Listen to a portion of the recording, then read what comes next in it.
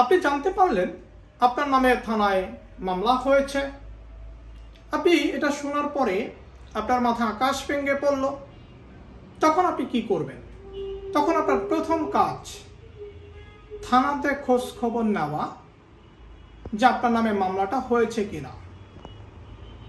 থানায় খোঁজ খবর নিলেন, দেখলেন আপনার নামে মামলা হয়েছে। এখন আপনি এই মামলা থেকে বাঁচবেন কিভাবে?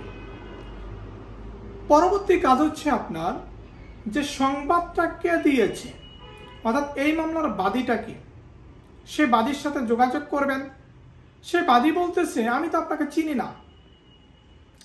এই যে বাদী যখন বলতেছে আমি তো আপনাকে চিনি না, তখন বাদীর কাছ থেকে একটা হলফনামা নেবেন, একটা এফিডেভিট নেবেন এবং সেই কাগজটা নিয়ে, বাদীর জবানবন্দির সেই কাগজটা নিয়ে কোর্টে চলে যাবেন, জজ সাহেবের কাছে, যেই কোর্টের অধীন মামলা হয়েছে। সেখানে আদালতকে দেখাবেন, আদালত এবং বাদীকে সাথে করে নিয়ে যাবেন।